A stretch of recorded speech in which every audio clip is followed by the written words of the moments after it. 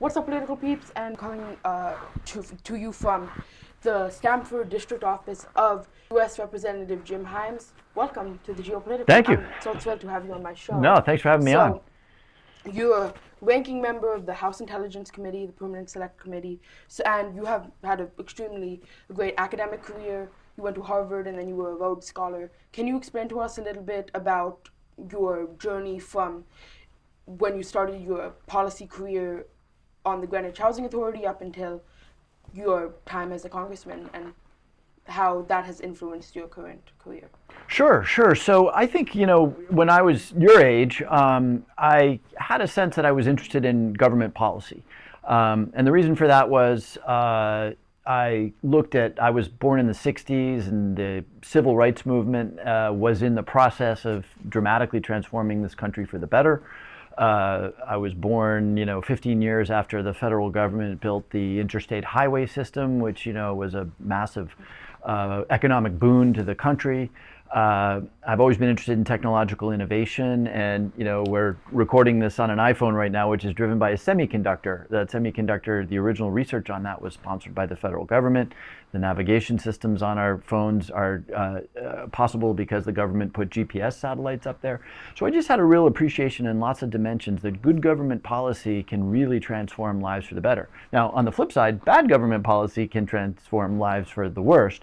And, I sort of thought eventually I'll get into some sort of policy, but I also wanted, after college, to not go straight into politics or policy. I thought I should actually learn some things, about the real world first. And that's why I spent almost 12 years in business and maybe 4 or 5 years in the nonprofit world before I decided to get involved in politics in about 2007.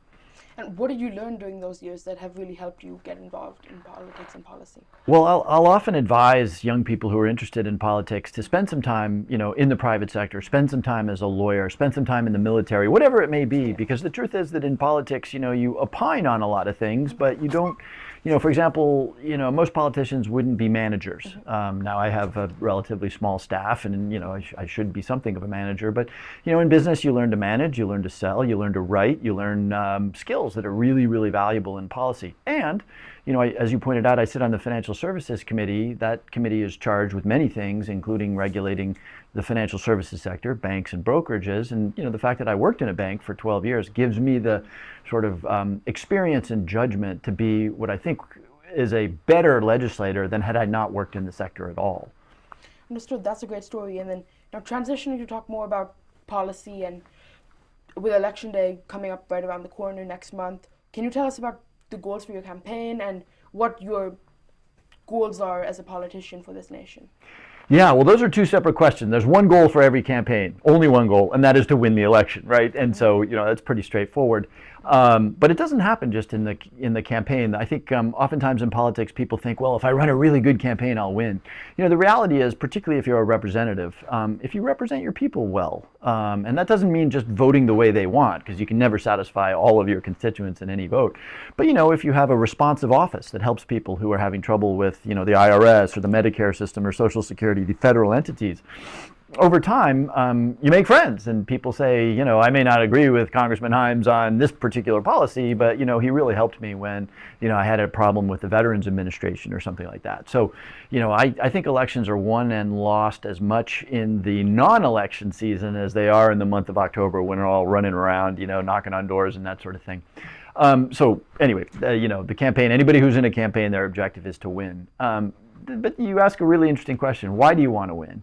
And the answer is you want to win because you have an idea or a set of ideas, a vision for where the country should go at the federal level. And we could spend a lot of time on this topic, but I think the country can really make great strides on things like housing policy. We have a huge housing issue in this country that happens to be in the jurisdiction of the Financial Services Committee, under which I sit.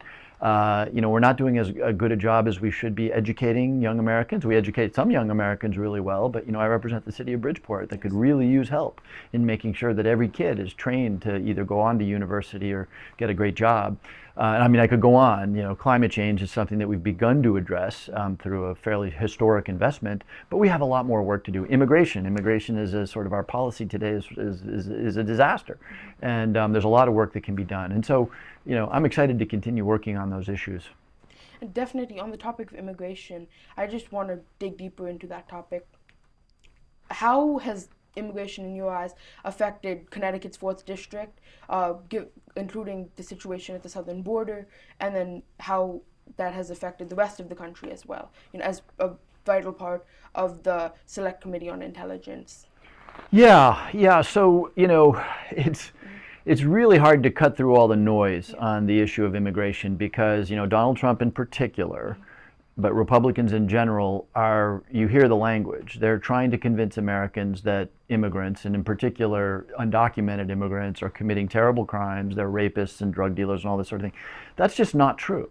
Immigrants, and legal and illegal, commit far fewer crimes per capita than natural American citizens. But what they do is they find some gang member in Los Angeles who did something terrible, who's undocumented, and that gets played on Fox News forever. And the reason I say that we sort of need to set that aside is that two things are absolutely true. Number one, this country needs more immigrants for any number of reasons. If you look at any technology company, just about any technology company, there's a good chance that that technology company was either founded by or is run by an immigrant. That's true of Google, it's true of Intel, it's true of the cutting edge research in artificial intelligence. Immigrants drive our economy, not exclusively, but importantly. So that's true. We need a lot more legal immigration. It is also true that we needed to get a handle on the border. A country can't have a border in which thousands of people are coming across and we don't know who they are, and some of them may be criminals.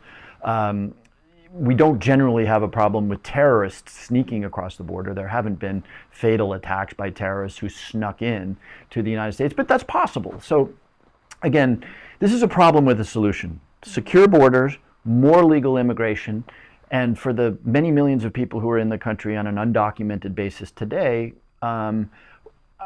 this gets technical and controversial, but a lengthy earned path to normalization. So be in our country for 10 years, pay your taxes, stay out of trouble with the law, whatever else, pay a fine because you originally came to this country illegally, then your status can be normalized. You asked about the 4th District of Connecticut. Here's a fact about the 4th District of Connecticut. If we could snap our fingers and make every undocumented alien in the 4th District of Connecticut go away, which some people would say would be a good idea, including the Republican presidential candidate, every contractor, every restaurant, every lawn mowing service would grind to a halt. And I'm not saying that because I think that undocumented immigration is a good idea. I'm just saying that those people are a critical part of our economy at the highest levels, technology companies, and in the kitchens of restaurants. And then you mentioned the issue with the border. In your eyes, what are the next steps to beginning to fix this?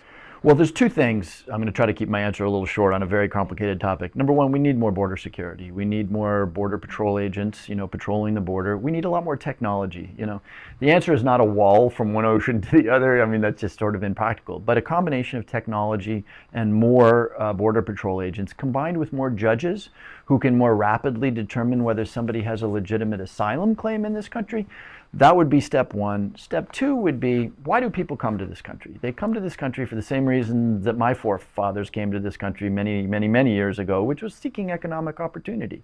And if we can be stricter about making sure that people who immigrate here, well, let me take it from the other side, that employers, contractors, restaurants, employers of all types, are held accountable for hiring folks that are not entitled to work here. In other words, if the demand for jobs were to dry up because we had a better system of determining who had a right to work here, eventually we would see the number of people coming to the United States illegally for purely economic reasons decline. And do you think that this issue that we just discussed can be fixed by Vice President Kamala Harris and her new administration? As I started when you first started asking, as I first said when you first started asking about that, we know what the solution is. Yeah. And in fact, Connecticut Senator Chris Murphy negotiated a deal with a very conservative Republican senator from Oklahoma, Jim Lankford. I know Jim very well. He's about as conservative as they come. Murphy and Lankford negotiated a deal, and it was a deal that was going to be hard for people to vote for because the left and the right wouldn't have been, it's a compromise. Neither side would have been entirely happy. Donald Trump said, don't pass this, because he would rather run on the existence of the problem than solve it. So when you ask me whether a newly elected President Harris could solve it, we know what the solution looks like. There's lots of proposals out there.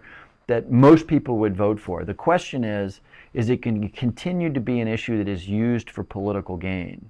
And if the answer to that question is yes, it's going to be hard to do. But if both parties were serious about solving the problem, we could do it. So, in this partnership, given that both parties have extremely different views, and in the United States government as a whole, we are largely party versus party, what do you think is the current state of bipartisanship in the United States, and how do you think that can be improved? Yeah, I won't beat this dead horse, but it's not that the parties have extremely different views on immigration, right? The sort just of in general, sane center of both parties would like to find a compromise. We saw this back in 2015. There was a bill, an immigration bill, that passed the Senate with almost 2/3 of a vote. And again, I told you about the Langford-Murphy bill. So the sane centers of both parties would be happy to compromise, but this is being used as a political football, and so it's locked up. But you asked a more general question, which is, what is the state of bipartisanship? It's not as good as it used to be. And if all you do is watch cable news, you would think it's terrible, right?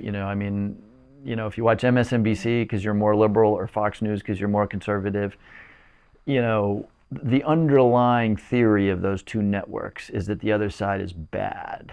And that's just not the way that we think about it when we're in Washington. Now, we have some performers, who raise all kinds of hell on social media and stuff. But the reality is, and I could name for you 6 Republicans with whom I'm very good friends. The reality is that most members of Congress want to work together.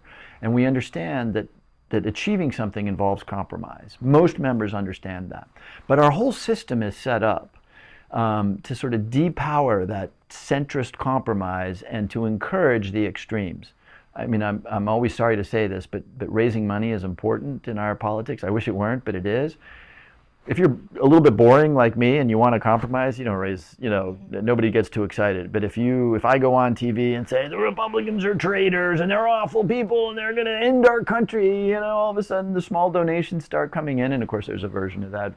So there's a lot of structural problems in our politics that power up the extremes. And they're dangerous, frankly. They're dangerous. I was in the chamber on January 6th when people attacked the Congress of the United States, the Capitol of the United States. And that's the ultimate endpoint of people being convinced that the other side isn't the opposition, they're traitors. That's a very dangerous way of thinking about politics. So now I do want to transition away from this. Since given your part on your role in the Intelligence Committee, as of now, what do you think is the biggest external threat to American democracy? I think it was Abraham Lincoln who famously said, I may have that wrong, it may have been one of the founding fathers, but somebody made the point that, if we were ever to be extinct, it wouldn't be because of anything external, it would be because we decided to do it to ourselves. And I sort of feel like that's where we are today. But I will nonetheless answer your question. The real threat to our national security is not that Russia's going to send a ballistic missile over here, or that, the Chinese are going to invade Los Angeles. Not going to happen.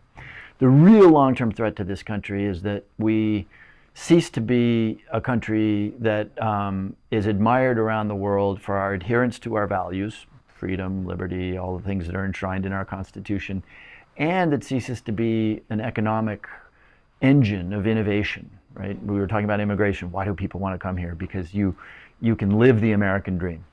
If we stop being that country, we'll be overtaken. We'll be overtaken by other countries. And that's not necessarily horrendous. The British Empire was long ago overtaken by the United States and others. So it's not so much that it's a race, but you wouldn't want the Chinese model of governance, autocracy, to look better and to offer more opportunity than democracy. So the long-term external threat to this country is that we cease to be to the world what we are today, which is a beacon of liberty and a place of unrivaled economic opportunity. I agree with that 100%, but you did mention Russia and China and these other larger forces that are often discussed when discussing democracy. Do you think that these powers are threats to our democracy in any way, shape, or form? They are, in the sense that the Russians, meddle in our elections. They put propaganda into the United States through social media and that sort of thing. And I don't mean to undersell the threat. We could get into a war with either party. We're, kind of close to it in Ukraine and Eastern Europe. And, heaven forbid that the Chinese were to invade Taiwan, we might find ourselves engaged in a war with these countries. That would be catastrophic because they're nuclear armed. So we have to be very careful that we don't stumble into a war. The Middle East is very hot right now. So I don't mean to underplay that danger. We need to keep an eye on that. We need to always remember how catastrophic wars are. But do I worry a lot that the Chinese or the Russians or the Iranians or the North Koreans are going to take over the United States? No, I don't. But we have to be very cognizant of the fact that you can oversimplify foreign policy. But, you have the US and Europe, Latin America, most Latin American countries, a lot of Southeast Asia in the democratic camp, and we're all imperfect. None of us are delivering perfect democracy or perfect liberty, but then you have a camp of autocracies, of Russia and China and North Korea and Iran in particular, and they're working together.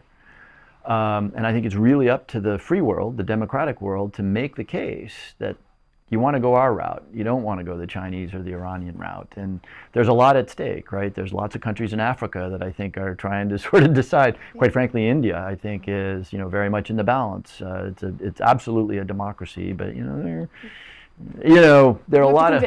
What's that? It's about convincing. Yeah, and it's about convincing Americans too. I mean, there are unfortunately a minority of Americans who I think are getting a little tired of a democracy in which they don't win. And one of the essential elements of democracy is that you're not happy, but you're satisfied with a system that sometimes means you lose. Yeah, I agree with that. And you mentioned nuclear weapons in there. Do you, as a member of the Intelligence Committee, do you think that the use of nuclear weapons is something that may unfortunately take place in the foreseeable future? Given the conflicts. Yeah. Do I think it's a huge danger? No. I mean, you sort of, how do you think about the probability of something occurring? You think about how frequently it has in the past. Yeah. And the answer to that question is once, right? When the United States bombed Hiroshima and Nagasaki at the end of World War II. And so, we got through the Cold War with, heavily armed camps without a nuclear exchange. So no, I don't think it's probable, but it's not impossible. And because it's not impossible and it's so catastrophic, it's something that we can't ignore. It's something that we just need to, particularly with, obviously with the nuclear armed, we would probably worry a lot less about Russia if it weren't a nuclear power, but it is. We would probably worry a lot less about the conflict between Pakistan and India, but for the fact that they are nuclear powers. So it makes everything more intense and more risky. I agree with that, but now with our time constraint, I do want to bring this discussion back to some more 4th District related topics.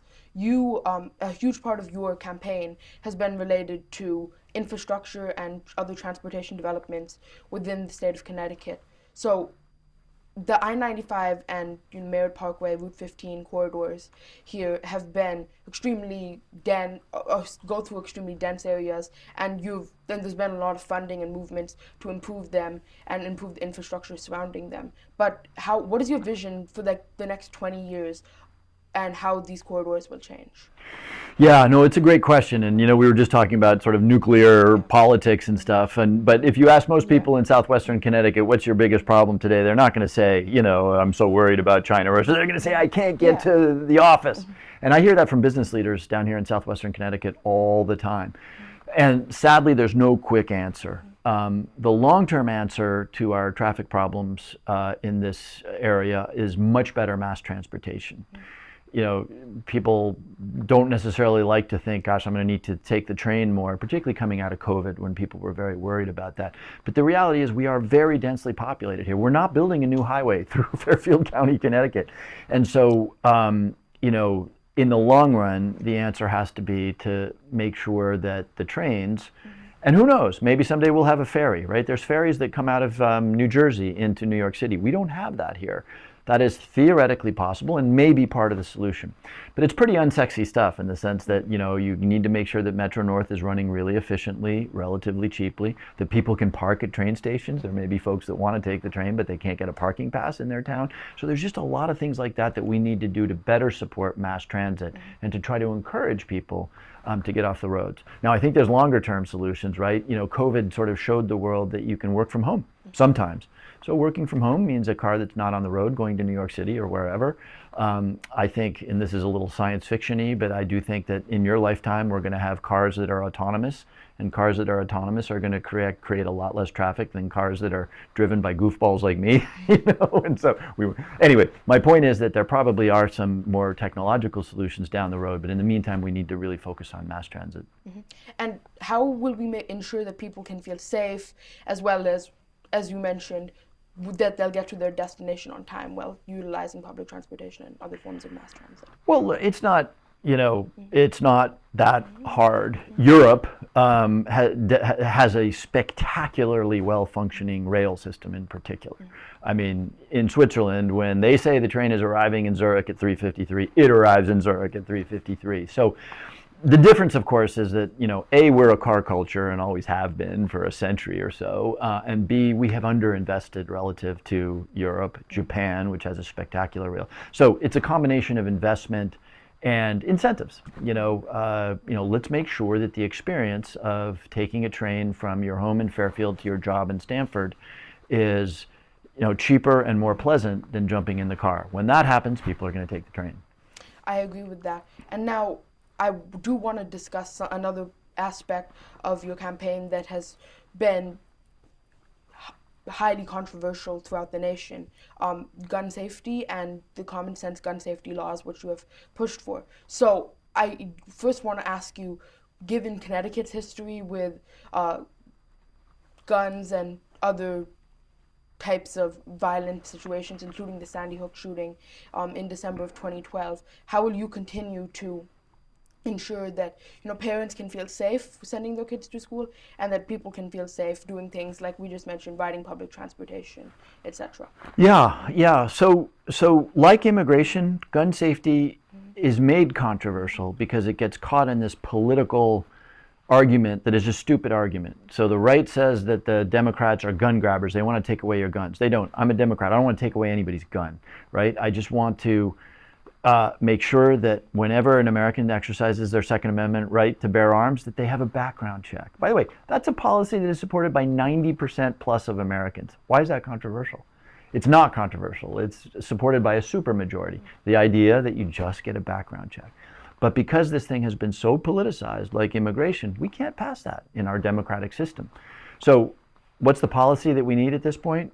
We need universal background check. We need some kind of assault weapon ban, and the hesitancy you hear in my voice around that is that we get into this long conversation about what's an assault rifle. I don't know exactly what weapons don't belong in the hands of civilians. There's something called a 50 caliber machine gun. It is clearly a military weapon that need not be in the hands of civilians for any purpose. I'm pretty sure that should be outside the law, whereas a hunting rifle is on the other extreme. So I don't know where the line is, but we need to be clearer about those tools, and not just weapons, but things like bump stocks, which will turn a semi-automatic rifle into a fully automatic rifle. Yeah. If we could sort of pass restrictions on that very, very dangerous technology. And then lastly, remember, 60% of gun deaths in this country, 60% are suicides. So what does that tell you? Mental health, by definition, somebody who's going to do self-harm has some mental health issues. It also means sort of boring things like how are firearms stored?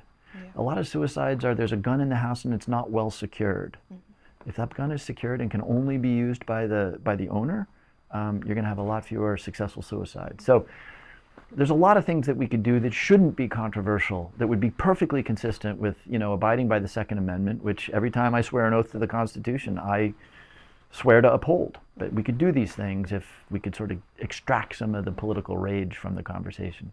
And right now, at this point, do you think that we have reached like a balance where Second Amendment abiders and law-abiding citizens can have the right to bear arms, and then enforcement of this law of laws relating to gun safety is adequate? I think we do a really good job here in the state of Connecticut. Remember, most gun legislation, certainly recently, has been at the state level. We did pass, by the way, a bipartisan bill in the Congress, the Bipartisan Safer Communities Act, that had money for mental health, and it restricted gun possession by people who have been seen to be domestic violence risks. So we have acted at the federal level, but I think we've got it pretty right here in the state of Connecticut. We do have a universal background check. We have a version of an assault weapon ban, and lo and behold, Connecticut is getting safer from the standpoint of gun violence. Now there is a lot of work to do nationally because we have one regime in Connecticut. There are states, a lot of them are in the South and the West, where a really angry 19-year-old can walk out of a store with an AR-15 and a lot of ammunition. I would argue that without a background check, actually not out of a store, but out of a gun show, I would argue that nationally there's a lot that we could do and should do because, it's one thing for Connecticut to have good gun laws, but if a state that is 3 hours drive away has very lax gun laws, those guns will find their way into Connecticut illegally and cause a problem here. And you do agree that we have these laws that we are going to implement throughout the nation do abide by the Second Amendment? Yeah, well, yes. I mean, almost by definition, right? Because if a law is thought to be unconstitutional, it will be challenged in court. And ultimately, particularly with this Supreme Court, which is a very conservative Supreme Court, will be tossed out. So I usually object when somebody says Connecticut's gun laws are unconstitutional. I'm like, if they're unconstitutional, they will be thrown out, and they haven't been. And by the way, the Supreme Court, of course, found that in a decision many years ago, found that like every other fundamental right, enumerated in the Second Amendment, every one of our enumerated rights are subject to regulation. You don't have an absolute right to free speech. I mean, it's the First Amendment, but there are certain forms of free speech that would get you in trouble. The classic example is shouting fire in a crowded theater. So anyway, the line is always moving around depending on the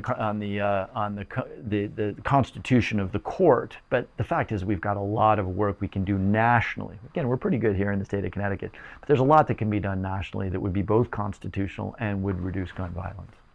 I agree. And now, as we wrap up, I just wanted to ask you, totally separately from this, what is your favorite part of your job? And what makes you want to come to work every day to fight and challenge these bills and the stuff like that we just discussed? And yeah. So, why is it important?